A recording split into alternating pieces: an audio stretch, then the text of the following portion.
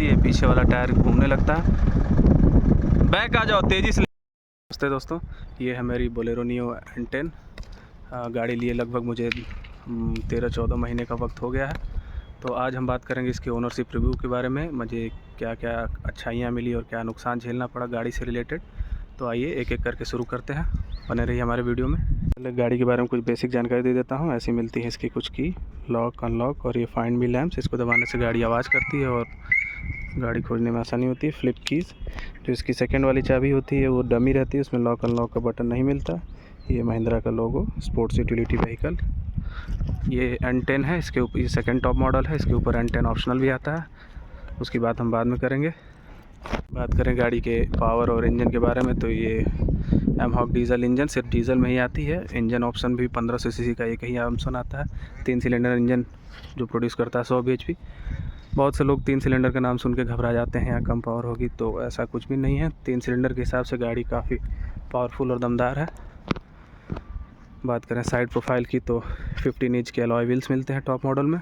आगे disc brakes और पीछे ड्रम मिलता है। 50 लीटर की फ्यूल टैंक कैपेसिटी के साथ, क्योंकि ये डीजल गाड़ी है, BS6 है, तो इसमें यूरिया भी डलता है। Diesel exhaust fluid DF। बात करें पीछे की, तो ये जो स्पेयर व्हील है उसमें अलॉय नहीं मिलता है, ये रिम व्हील ही है। ये कवर्स कंपनी की तरफ से ही है और ये एसेसरीज़ का पार्ट है, नीचे का बम्पर। इस रेंज में मैंने क्रेटा, ब्रेज़ा, नेक्सॉन और अर्टिगा भी कंसीडर की थी। उनके हिसाब से ये गाड़ी काफ़ी अच्छी रही, जो रियल SUV वाला फील देती है, जबकि गाड़ी है कॉम्पैक्ट SUV। इसकी हाइट काफ़ी अच्छी है, अंदर का केबिन स्पेस बहुत ज़्यादा है। नीचे से गाड़ी 180 mm का ग्राउंड क्लियरेंस देती है। गाड़ी की सबसे बेस्ट पार्ट है इसका टॉर्क, 260 न्यूटन मीटर का टॉर्क प्रोड्यूस करती है। और एक रियर व्हील ड्राइव गाड़ी है, इसलिए आप कहीं भी इसे चलाएं, रूरल एरियाज़, हाईवेज़, तो आपको काफ़ी बढ़िया और कमांडिंग फील आएगा। हाँ, गाड़ी ये है कि अचानक से स्पीड पिकअप बढ़ाते हैं आप, या हार्ड पेडल का यूज़ करते हैं, या 5-6 लोग गाड़ी में बैठे हैं, तो गाड़ी में एक थर्ड गियर के बाद आपको एक लैग फील होगा कि गाड़ी स्पीड थोड़ा स्लो पकड़ती है। एक्सेलेरेट करने पे कहीं कहीं या आप ओवरटेकिंग में आपको दिक्कत आ सकती है, या आपको कमी महसूस होगी। बात करते हैं गाड़ी के अंदर जाके, आपको दिखा देता हूँ मीटर। गाड़ी मैंने लगभग 16,000 किलोमीटर चला ली है साल भर के अंदर। पहली सर्विस 10,000 किलोमीटर पे हो चुकी है इसकी। गाड़ी में अभी तक कोई मेजर इशू या कोई भी इस तरह की दिक्कत, खामियां नहीं आई हैं। 1 मिनट, ये इसका वेलकम फीचर, ये देखिए 16,364 किलोमीटर। टायर प्रेशर बता रहा है, पीछे के 2 टायर में हवा कम है। आइए इसका बूट खोल के इंजन दिखा देता हूँ आपको।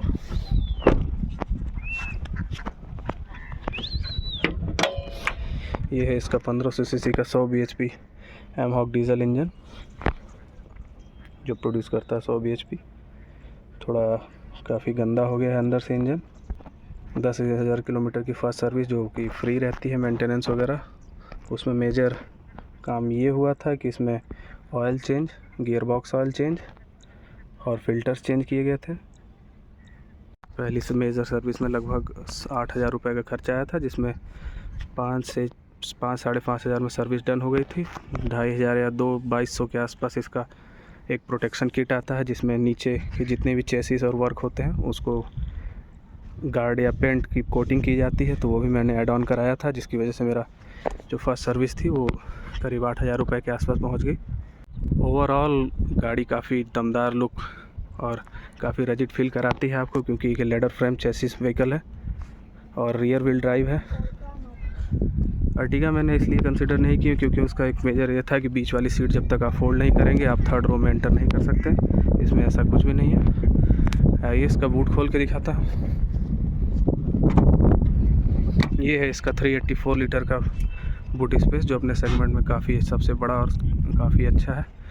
आदमी तो बैठ ही सकते हैं। ये इसकी डेप्थ आप देख सकते हैं, काफ़ी गहरा है, जिसकी वजह से इसमें सीट फोल्ड करने के बाद काफ़ी अच्छे सामान आ जाता है। इसके लिए मैंने एक अलग सी वीडियो बना रखी है, जिसमें मैं खाद की बोरियां और अदर गांव के सारे सामान आराम से कैरी कर सकता हूँ। टॉप एंड वेरिएंट में पीछे वाइपर्स और उसके साथ ये स्प्रे वाला, और पीछे 2 सेंसर्स मिलते हैं।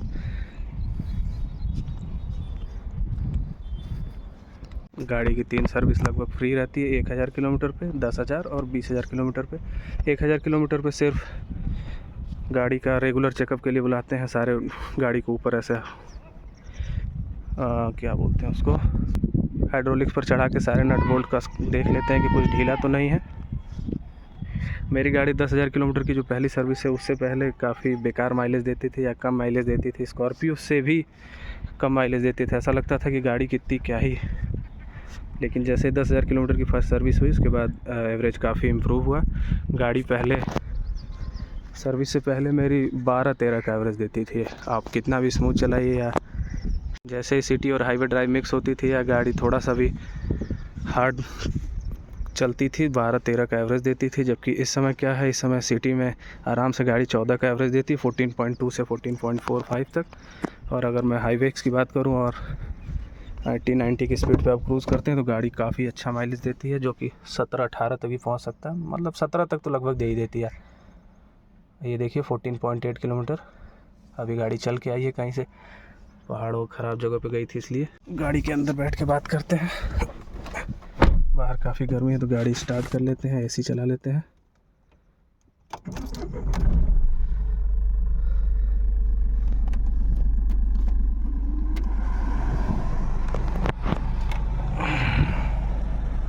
गाड़ी का एक अच्छा पार्ट ये है कि गाड़ी काफ़ी ऊंची है और पूरा बोनट एकदम विजिबल होता है, कोई भी आदमी चलाए काफ़ी अच्छा फील होता है उसे चलाने में। अब बात करते हैं कुछ दिक्कतें जो मुझे इस गाड़ी को चलाते हुए साल भर हो गया तो आई। एक तो मतलब सीटिंग कंफर्ट तो काफ़ी अच्छा है, ठीक है, ऊंचा बैठते हैं, थाई सपोर्ट काफ़ी मिलता है। ब्रेजा और नेक्सॉन वगैरह में ये शिकायत रहती थी कि मैं हाइट मेरी थोड़ी ज़्यादा है तो मेरे ये घुटने इस चीज़ में ऐसे डलते थे और चलाने में थोड़ी दिक्कत आती थी। इसमें ये प्रॉब्लम नहीं है। हाँ, इसमें ये प्रॉब्लम है एक इसकी हैंडलिंग, इलेक्ट्रॉनिक स्टीयरिंग आती नहीं, सिर्फ हाइड्रोलिक ही आती है और हाइड्रोलिक काफ़ी वजनी भारी है। हाँ, ये तो मज़ा तो आएगा कि हाँ भारी गाड़ी चला रहे हैं, मज़ा आ रहा है, एक बड़ी गाड़ी चला रहे हैं। लेकिन अगर आप 80-100 किलोमीटर से ज़्यादा ख़राब रास्ते या टर्निंग पे मोड़ते हैं तो उसके बाद आपको थकान या एक झिझक महसूस होगी। और ये पैर जैसे ही आप हेड क्लच दबाते हैं इसमें भी आपको एक चीज़ फील आती है। दूसरी चीज़ ये महिंद्रा का वाइब्रेशन, जो गियर हर समय हिलता रहता है। आप इसमें हाथ रखें या ना रखें, ऐसा ऐसे हिलता रहता है। अगर 3 से 4 लोग बैठे हैं तो काफ़ी ठीक है कार, क्योंकि जो थर्ड रो है उसमें स्पेस काफ़ी कम है। 6-7 लोग अगर बैठ गए तो रियर एसी वेंट्स दिए नहीं है गाड़ी में, तो जब ये एसी चलता है तो वहाँ तक केबिन काफ़ी बड़ा है तो वहाँ तक पहुँचते पहुँचते उतनी हवा अच्छी लग नहीं पाती। और एसी ज़्यादा टेम्परेचर अगर कम कर दिया जाए, हवा तेज़ कर दी जाए तो यहाँ जो सामने पैसेंजर बैठा है उसको फिर ठंडा लगने लगता है, दिक्कत होने लगती है। एक अच्छा पार्ट ये भी है गाड़ी का कि गाड़ी में लगभग फीचर्स सारे दिए गए हैं जो एक नॉर्मल डे लाइफ में आपको चाहिए। ऑन एन एवरेज ही है सब कुछ, लेकिन 11-12 लाख की गाड़ी में अगर आपको सब कुछ मिल रहा है, इतनी बड़ी गाड़ी और रियर व्हील ड्राइव के साथ, तो बढ़िया चीज़ है। क्योंकि ये देखिए सारे कंट्रोल्स स्टीयरिंग पे, इधर क्रूज़ कंट्रोल, इधर डिस्टेंस टू एम्प्टी फीचर, ये टायर प्रेशर, किस टायर में कितनी हवा है। एक अच्छा फीचर इसका ये भी है कि ये धूप आ रही है तो पीछे से दिख नहीं पा रहा है थोड़ा। अगर आप ब्लूटूथ ऑडियो से गाना बजाते हैं तो आप यहाँ से फेडर बैलेंस से, ये पैसेंजर्स के हिसाब से, सिर्फ अगर ड्राइवर को गाना सुनना है तो आप इसे इस साइड सेट कर सकते हैं। गाना सिर्फ ड्राइवर वाली सीट के नीचे बजेगा, बाकी पैसेंजर्स को बहुत कम सुनाई देगा। अगर आप चाहते हैं कि आपको गाना ना सुनाई दे, गाना सिर्फ पीछे वाले लोग सुने, तो आप इसको इक्वलाइज़र को यहाँ सेट कर सकते हैं। म्यूज़िक शिफ्ट हो जाएगा उस साइड की तरफ, इनिशियलाइज, तो बीच में रहेगा सेंट्रल, सबको सुनाई देगा। गाड़ी में चारों डोर पे 4 स्पीकर्स और पिलर्स पे 2 ट्विटर्स आते हैं और यहाँ बात करने के लिए एक माइक्रोफोन। मेजर बेनिफिट ये भी है कि गाड़ी के मिड जो रो है उसमें काफ़ी स्पेस के साथ आपको थाई सपोर्ट काफ़ी अच्छा मिलता है। जो भी बैठता है एकदम चौड़ी कुर्सी की तरह सीटें हैं एकदम नीचे तक, और हेडरूम भी काफ़ी अच्छा मिलता है जिससे आपको दिक्कत महसूस नहीं होगी। करें इसके ड्राइविंग कंफर्ट की, तो गाड़ी अगर आप अकेले चला रहे हैं किसी के साथ, तो क्योंकि ये लेडर फ्रेम व्हीकल है तो गाड़ी ऐसे ऐसे हिलती है, क्या बोलते हैं उसे, बॉडी रोल, एक तरह से वो देखने को मिलता है। और दूसरी नेगेटिव पॉइंट इस कार में ये मुझे मिली, अभी तक मैं जितनी जगह इसको लेके गया, गाड़ी अगर सीधे रास्ते पे है तो कितना भी ख़राब रास्ता हो, कितना भी लोड हो, गाड़ी में एकदम ऐसे आराम से क्रॉल करते हुए चढ़ जाती है। गाड़ी अगर कहीं टेढ़ी होती है, किसी एक साइड झुकती है या टायर थोड़ा सा भी टेढ़ा होता है तो गाड़ी ट्रैक्शन बहुत जल्दी छोड़ती है और गाड़ी के पहिए वहीं ऑन द स्पॉट ऐसे ऐसे घूमने लगते हैं, जो कि बहुत एकदम कॉन्फिडेंस लूज कर देता है। गाड़ी को बैक करना पड़ता है या दोबारा चढ़ाना पड़ता है, या तो स्पीड में लाइए वहीं से ताकि चढ़ जाए। ले आओ, इधर ले आओ।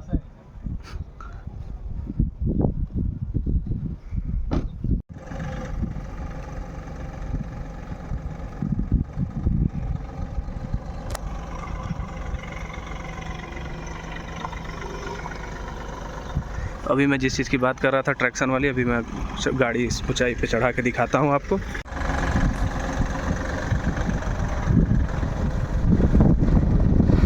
ये देखिए, जैसे गाड़ी ट्रैक्शन छोड़ती है पीछे वाला टायर घूमने लगता है। बैक आ जाओ, तेज़ी से ले जाओ।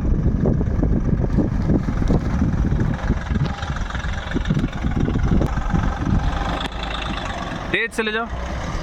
फिर भी देखिए थोड़ा वो टायर घूमा, लेकिन इस बार ट्रैक्शन पकड़ के गाड़ी चढ़ गई। बस अच्छा ग्राउंड क्लियरेंस होने की वजह से एक फ़ायदा होता है कि गाड़ी को कहीं भी कितना भी ऊंचे नीचे से आप उतार दीजिए, चढ़ा दीजिए, गाड़ी पावर बिल्कुल कम नहीं है। देख रहे हैं इतना आराम से गाड़ी टॉर्क से चढ़ जा रही है। बस अंदर बैठा आदमी एकदम से हिल जाता है। एसयूवी वाले टायर्स हैं और काफ़ी मोटे थिकनेस में और बम्पी हैं, तो जैसे भी थोड़ा सा भी ख़राब रास्ता या कुछ उस तरह की चीज़ें आती हैं तो जो टायर का वाइब्रेशन है वो स्टीयरिंग पे पूरी तरीके से फील होने लगता है, जिससे आपका कंफर्ट और कम हो जाता है। गाड़ी के DRLs हर समय जलते रहते हैं। फॉग लैंप्स, एक इसका डिमेरिट ये भी है कि जो इसकी लाइट्स हैं वो हैलोजन बल्ब्स हैं, 50 वाट से लेकर 70-72 वाट तक की, जो कि कभी कभार अगर आप सिंगल रोड पे चल रहे हैं, सामने से भी ट्रैफिक आ रही है, तो आपको लगेगा कि इसमें काफ़ी कम पावर है गाड़ी की हेडलाइट्स में। पावर और ऑफ रोड कैपेबिलिटी इसमें काफ़ी अच्छी है ये कार, लेकिन कंफर्ट के मामले में आप इसको एक बार और कंसीडर कर सकते हैं इस सेगमेंट की गाड़ियाँ, क्योंकि कंफर्ट में थोड़ी पीछे रह जाती है कुछ मामलों में, क्योंकि ये एसयूवी वाला फील तो देती है लेकिन लटके झटके हमेशा लगते रहते हैं इसमें। अगर आपका रन सिटी के साथ साथ रूरल एरियाज़ में भी है तो आप इसको एक कंसीडर कर सकते हैं एक अच्छी गाड़ी के रूप में। ब्रेज़ा और नेक्सॉन तो फ्रंट व्हील ड्राइव है, अगर आप किसी चढ़ाई पे चढ़ाते हैं उसके बाद कार रोक देते हैं और फिर से एक्सीलेट करने की कोशिश करते हैं तो गाड़ी ट्रैक्शन छोड़ के मूव करने लगते हैं उनके व्हील्स, उसमें ऐसी बात नहीं रह जाती। फिर अगर आप लंबी ट्रिप पे जाते हैं तो इस गाड़ी को एक बार ज़रूर कंसिडर करें, क्योंकि नॉर्मल रोड्स के अलावा अगर आप पहाड़ों में, नैनीताल, हिमाचल कहीं भी जाते हैं तो गाड़ी काफ़ी कैपेबल है और डीजल होने के बावजूद भी काफ़ी अच्छा माइलेज प्रोड्यूस करती है, जिससे आपकी इकोनॉमी बनी रहेगी हर समय। और सर्विसिंग भी इसकी कॉस्ट भी महंगी नहीं, और सारे जो इसके पार्ट्स हैं वो ऑन एन एवरेज कहीं भी किसी दुकान पे कुछ ख़राब होता है तो आराम से मिल जाता है, तो जिसकी वजह से दिक्कत नहीं होती है। गाड़ी में डैम्पिंग मटेरियल का कुछ खास यूज़ नहीं किया गया है और उसके जो हार्ड ये जो बॉडी है वो भी हार्ड प्लास्टिक्स का यूज़ किया गया है, जिसकी वजह से एक दिक्कत ये होती है कि अगर आप स्पीकर्स में गाना सुन रहे हैं या एंजॉय कर रहे हैं और गाड़ी 80-90 की स्पीड से ऊपर जाती है तो हाईवे और टायर्स की नॉइज़ जो है वो केबिन में आने लगते हैं। कि पता नहीं कहाँ से आज सुबह सुबह इतने बत्तख आ गए, पक पक पक पक किए साले सुबह से। बात करें इसकी बूट की तो अगर आपकी हाइट 5'10", 5'11" है तो आप अकेले बैठना चाहें तो इसकी बैक सीट पे आराम से बैठ सकते हैं। अभी मैं आपको बैठ के एग्जांपल दिखाता हूँ। ये देखिए, ये चीज़ हेडरूम तो यहाँ उसके बाद भी बचती है, लेकिन अगर आप दरवाजे को ऐसे बंद कर देते हैं तो उसके बाद आपके शोल्डर्स इधर और इसमें ऐसे टकराते हैं, जो कि लंबे दूरी के लिए आपको बैक पेन और ये दर्द देने लगेगा। बैठने के बाद अभी इतनी स्पेस बची है। बात करें गाड़ी के ब्रेक्स की तो आगे डिस्क और पीछे ड्रम दिया है, तो गाड़ी 80-90 तक तो स्टेबल रहती है। उसके बाद अगर आप सडन ब्रेकिंग करते हैं तो गाड़ी एक समय लेती है रुकने में, जिसकी वजह से कभी कभार अगर कोई सडन ऑब्जेक्ट आपके सामने आ जाता है तो रिस्क महसूस होता है। गाड़ी में अच्छा खासा ABS दिया गया है और तुरंत ब्रेक करते हैं तो काफ़ी अच्छा रिस्पांस भी देती है। लेकिन यही है कि टायर इसके जो SUV वाले हैं वो थोड़े से दबते कम हैं। अगर आपका डेली रन है 150 किलोमीटर और डेली आपको चलना है तो आपके लिए मतलब उतना परफेक्ट गाड़ी नहीं हो पाएगी। अगर ड्राइवर चला रहा है तो फिर ठीक है, अगर आप डेली चलाते हैं तो एक हरासमेंट जैसी फील होने लगती है 80-100 किलोमीटर के बाद गाड़ी चलाने में। ये मेरा पर्सनल ओपिनियन है, क्योंकि मैंने ख़राब जगह पे या ख़राब रास्तों पे भी गाड़ी चलाई है। एक ओवरऑल थोड़ा बहुत कहीं कहीं इम्पैक्ट पड़ता है अपने ऊपर। रही बात इसकी प्लस पॉइंट की, तो इस प्राइस रेंज में इतनी बड़ी car, rear wheel drive, diesel engine, शायद ही कोई और कंपनी में आपको ऑफ़र मिले। तो एक बार सोचने बन जाता है इस कार के लिए। बात करें गाड़ी की फ़िट एंड फिनिश की, तो मुझे स्कॉर्पियो और एक्सयूवी की तो ठीक थी, लेकिन बोलेरो के हिसाब से इस कार में आपको कहीं ना कहीं फ़िट एंड फिनिश में ज़रूर कोई ना कोई कमी देखनी पाएगी। जैसे इस साइड यहाँ इतनी स्पेस है, और इस साइड और यहाँ पे आप देखेंगे तो थोड़ी बहुत इस स्पेस का दोनों के बीच में वेरिएशन आता है। यानी फ़िट एंड फिनिश आपको समझ में आ जाएगी। थोड़ी सी ये जैसे ये यहाँ है, ये थोड़ा सा बाहर निकला हुआ है इससे। तो फ़िट एंड फिनिश के मामले में थोड़े बहुत नेगेटिव टर्म्स हैं इस गाड़ी को लेकर, क्योंकि सारे पार्ट्स ऑन एन एवरेज ही हैं। कोई बहुत अच्छा मटेरियल है एकदम से सॉलिड नहीं यूज़ किया गया है। गाड़ी में सिर्फ 2 एयर बैग्स हैं, पैसेंजर और को पैसेंजर। एसी का फ्लो भी एवरेज है। अगर आप 5 सीटर 5 पर्सन यहाँ बैठे हुए हैं तब तो ठीक है, लेकिन लास्ट रो तक थोड़ा दिक्कत होने लगती है। ये इसका छोटा सा ग्लव बॉक्स, सबसे मेजर जो दिक्कत महिंद्रा की शुरू से रही है, ये ग्लव्स बहुत ही ख़राब घटिया क्वालिटी का रहता है। यहाँ से टूट के सारे सामान नीचे गिर जाते हैं। अभी तो मैंने यूज़ काफ़ी कम किया है, तो इसलिए अभी चल रहा है। ये भी है कि लेदर, ये क्लैडिंग, और ये गेट खोल के आप इस पर एक बार में पकड़ के ग्रैब हैंडल को पकड़ के चढ़ना पड़ता है, क्योंकि गाड़ी काफ़ी ऊंची है बाहर से। पूरा बोनट साफ दिखाई देता है। अगर रेगुलर आप दूसरी कार चलाते हैं तो आपको ये क्लच पेडल बहुत ही हैवी फील होगा। और दूसरी चीज़, इसका जो भी सेंट्रल कंसोल है, सारी चीज़ें कंट्रोल बीच में दे दिया गया है, जो काफ़ी कभार आप ट्रैफिक में नहीं चल रहे तो कन्फ्यूज़न हो जाता है इसको दबाने में, क्योंकि डोर पे कुछ नहीं दिया गया है, जबकि पीछे वाले डोर्स पे है। स्क्रीन 8 इंच की स्क्रीन है। ये नॉर्मल कैनवुड का ही म्यूजिक सिस्टम देता है। ये फ़ोन मिलाने के controls, AC eco, AC recirculation का बटन, ये फ़ैन, इको साइड में थोड़ी सी बॉटल रखने के लिए बॉटल स्पेस। ये इसको लॉक करने से गाड़ी के सभी दरवाजे लॉक हो जाते हैं। ये ORVM के कंट्रोल्स। इसको अगर राइट साइड घुमा के अगर मैं इसको इस साइड घुमाता हूँ तो बाहर आप देख सकते हैं कि मिरर घूमने लगा। हेडलाइट कंट्रोलर, ये इको मोड जैसे ही आप प्रेस करते हैं यहाँ स्क्रीन पे इको मोड शो करता है। गाड़ी जो अपनी पावर प्रोड्यूस करती है वो हाफ कर लेती है या बचा लेती है, जिसकी वजह से फ्यूल इकोनॉमी बढ़ जाती है कार की। ये डिफॉगर का बटन, और लास्ट में है ये इलेक्ट्रॉनिक स्टार्ट स्टॉप का बटन। ड्राइवर साइड में नहीं, इस साइड में वैनिटी मिरर भी देता है गाड़ी में। और ये विद यू महिंद्रा हमेशा का लोगो, 24/7 आप कॉल कर सकते हैं। आपकी गाड़ी बीच में बंद हो जाती है, कोई ख़राबी आ जाती है तो आप यहाँ कॉल कर सकते हैं। और ये भी है कि जो स्लाइड क्लैडिंग में पैर रख के चढ़ने वाली, या फिर ये जो पीछे का ये रियर बम्पर है, इसमें डेली बाइक वाले आके लड़ते भिड़ते रहते हैं, कोई दिक्कत नहीं होती। आदमी भी उतर के 80 किलो का आदमी भी इसके ऊपर खड़ा हो जाता है तो भी ये टस से मस नहीं होता। ये बहुत एक जो रजिडनेस क्या बोलते हैं उसे, वो पूरा प्रॉपर इस गाड़ी में फील होता है। रॉ मटेरियल एकदम। गाड़ी इको मोड में चला के देख रहे हैं, गाड़ी एक्सेलरेट बहुत कर रही है लेकिन पावर बहुत कम जनरेट कर रही है। बंद कैसे कर दे रहे हो बार बार। 60 के ऊपर चल रही है, 60-65 की स्पीड में। अगर आप शार्प टर्न लेते हैं तो क्योंकि गाड़ी की हाइट बहुत ऊंची है, ग्राउंड क्लियरेंस भी अच्छा खासा है, तो गाड़ी किसी एक साइड आपको खींचेगी, पलटने के चांसेस या जो भी ओवरऑल रहता है वो समझ में आता है। गाड़ी में लगभग, क्योंकि BS6 है तो यूरिया भी डलता है, तो 20 लीटर का इसका टैंक है।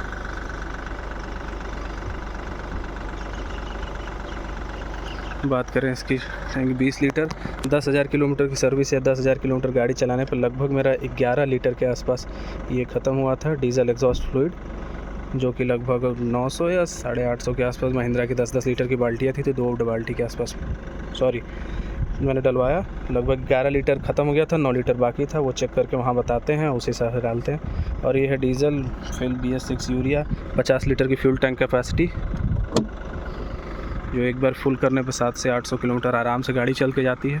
डिपेंड करता है कौन चला रहा है, कैसा हार्ड पेडल चला रहे हैं आपकी, सॉफ्ट पेडल। ये BS6 इंजन है फेज़ 2, और डीजल इंजन होने के बावजूद भी काफ़ी इंजन को रिफ़ाइन किया गया है, चलाने में भी अच्छी है। और इंजन जो नॉइज़ है उस पर बड़ा ही काम किया गया। जो पहले वाइब्रेशन पुरानी बोलेरो में आती थी वो काफ़ी कम हुई है इसमें।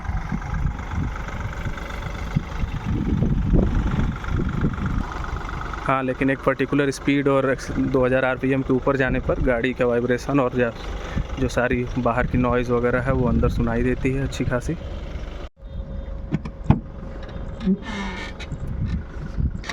बरसात में गाड़ी काफ़ी चल चुकी है, तो ये जो जितने भी मेटल वाले पार्ट्स हैं इन पे का लुब्रिकेशन ख़त्म हो गया, तो ये चों चों दरवाजे आवाज़ करते हैं। ये ओरिजिनल उसका सीट कवर है जो गाड़ी के साथ मिला था। ये तो मैंने टॉवल लगा रखी है। इस पे जो पैड है वो भी अंदर रखा हुआ, अभी दिखा दूँगा आपको।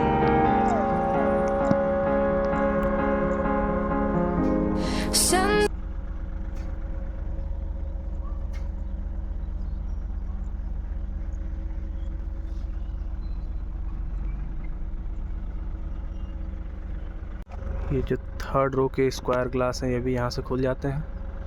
दरवाजे पे यहाँ पे चाइल्ड लॉक दिया गया, इसको अगर लॉक कर देते हैं अब तो दरवाज़ा जो भी अंदर बच्चा बैठा रहेगा वो दरवाज़ा अंदर से नहीं खोल पाएगा, बाहर से ही खोलना पड़ेगा। ये रियर व्यू लाइट्स और ये स्टॉप लाइट्स, ये दो सेंसर्स। बात करें ब्रेज़ा और नेक्सॉन के कंपैरिजन की, उनका भी इंजन 1500 सीसी और 3 सिलेंडर ही है, लेकिन इसमें एक फ़ायदा है कि बीच वाली सीट इसकी काफ़ी चौड़ी है, 3 लोग एडल्ट आराम से बैठ जाते हैं। और इसकी छत काफ़ी ऊंची है, तो हेडरूम में भी कोई दिक्कत नहीं आती है। कुछ मामले में काफ़ी बढ़िया चीज़ है इस कार में। तो ये दोस्तों, ये था मेरी बोलेरो नियो का ओवरऑल साल भर का एक्सपीरियंस। आप इस गाड़ी के बारे में और क्या जानना चाहते हैं हमें लिख के ज़रूर बताएं। इस गाड़ी में अभी जो भी अच्छाई कमी उसके ऊपर वीडियो ज़रूर बनाऊंगा। मैंने एक बार में लॉन्ग ड्राइव भी की है 300-400 किलोमीटर की। उस मामले में परफॉर्मेंस में कोई दिक्कत नहीं आती है। हाँ, अगर रास्ते अच्छे हैं तब तो कोई बात नहीं, रास्ते थोड़े बहुत ख़राब हैं तो दिक्कत ज़रूर आएगी। थोड़ा बहुत कंफर्ट का मामला तो 19-20 होगा ही। ऊपर लाइटें और रूफ रेल्स देख रहे हैं, ये मैंने एसेसरीज़ का पार्ट है, एसेसरी अलग से आफ्टर मार्केट लगवाया है। सॉरी, एसेसरीज़ के पार्ट में ये कवर जो कॉस्ट कटिंग साला कुछ टायर ढक ही नहीं पाता है, बस ऐसे ही फर्जी है। ये पीछे का बम्पर, अंदर टूल किट रखी हुई है और पैर पोंछने वाले, और एक गाड़ी के साथ जो गाड़ी का कवर होता है वो मिला था। उसकी पूरी एक लिस्ट आती है, जो आप चीज़ें लगवाना चाहेंगे उस हिसाब से पैसा बढ़ता जाएगा। जो इसके अलॉय व्हील्स हैं वो भी एसेसरीज़ का एक पार्ट है, आप लगवाना चाहें तो लगवा सकते हैं, नहीं तो ऐसे स्टार फॉर्म में इस आजकल की आपने बोलेरो नियो में देखा होगा वाइट कलर का कैप लगा देते हैं उस पर, वो भी एक अच्छा लुक देता है, लेकिन ये प्रीमियम देता है। तो दोस्तों, ये था मेरा छोटा सा एक बोलेरो नियो के ऊपर साल भर का रिव्यू। गाड़ी लगभग 16,000 चल चुकी है। 20,000 किलोमीटर की सर्विसिंग के बाद मैं बताऊंगा कि कैसा रहा एक्सपीरियंस और ओवरऑल कितना खर्चा हुआ इस गाड़ी में। Thank you.